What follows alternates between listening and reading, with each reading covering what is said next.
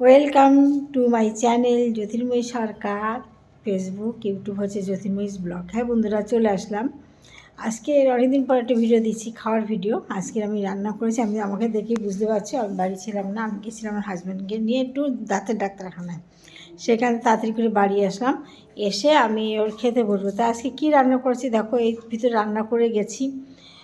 আজকে আমার মেয়ে বাড়িতে নেই, ও কলেজের বাচ্চাদের নিয়ে গেছে সিকিম, যার জন্য আমার ঝামেলাটা কম। নইলে আমার একটুকু রান্না করলে আমার হতো না। তাই আমি আজকে রান্না করেছি, তোমাদের দেখাই।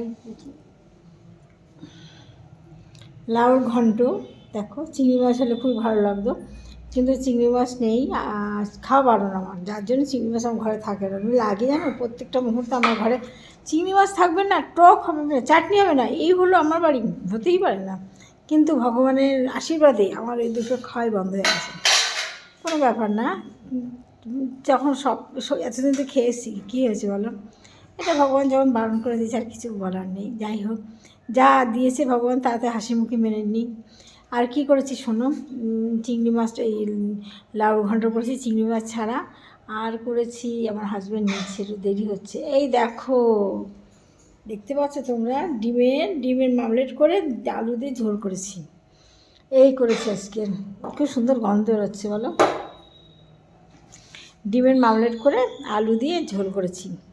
পেঁয়াজ, আদা, রসুন সবই বাড়তে হয়েছে, বুঝতেই পারছো কত সময় লাগে। এর ভিতরে আমার ভাড়াটে আজকে বাড়ি থেকে আমার ঘর ছেড়ে দিল।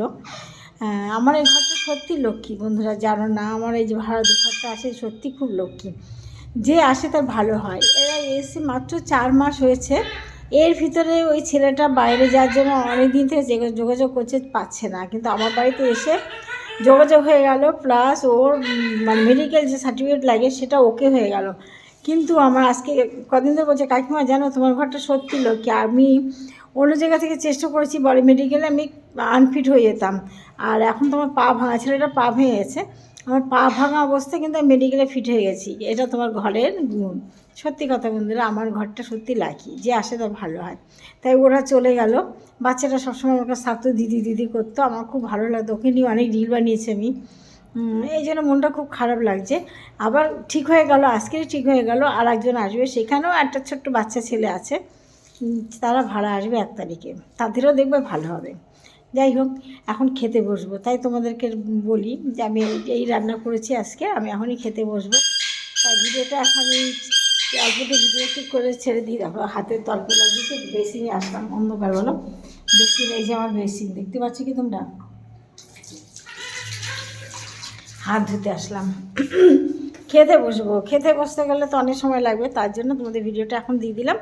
এই আজকে রান্নার মেনু, আর ভিডিওটা ছোট্ট করে দিলাম। তোমরা পাশে থেকেও একটা লাইক কমেন্ট করো। আজকের মতো টাটা, ভালো থেকো।